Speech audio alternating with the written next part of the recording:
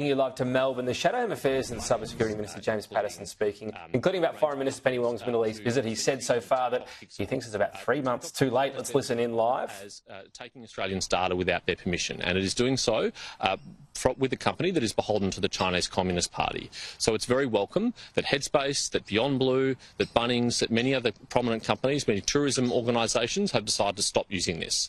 I am disappointed, however, that some companies, including Woolworths and Sportsbet, continue to use it despite the legal risk and despite the warnings from the Information Commissioner, who has enough concern to have launched an inquiry against it.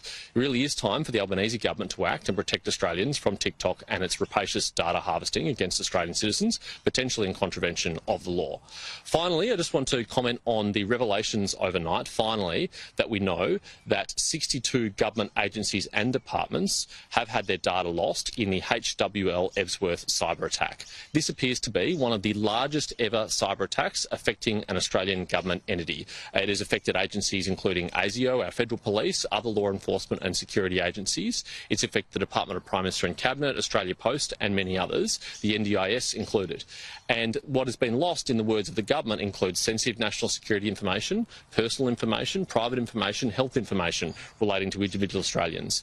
It is a disgrace that it's taken 8 months for this information to now be coughed up by the government, and that many of the people affected by it appear still not have been contacted by either HWL Ebsworth or the federal government to advise them about their information which has been lost. We need to expect better from the Albanese government and their Minister for Cyber Security. It's about time the Minister came back to the office, got her feet under the desk and started addressing issues like this of concern to Australians. Thank you. Very good.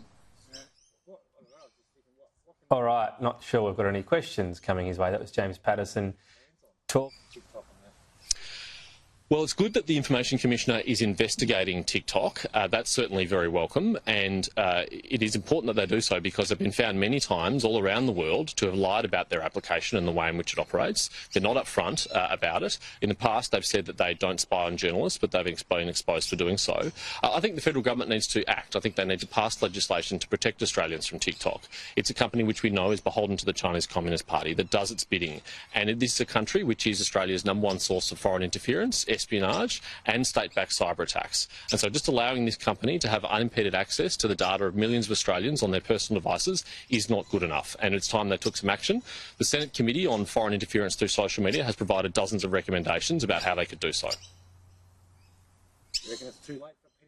James Patterson, they're talking in part on the story there that some companies have opted to disallow the tracking tool within TikTok amongst those privacy concerns. We've also had strong comment today from the opposition to do with the visit from Penny Wong to Israel, amongst other countries, but visiting that region. She'll meet with victims of those October 7 attacks, but not visit some of the places that the survivors, some of the places that they were attacked on October 7.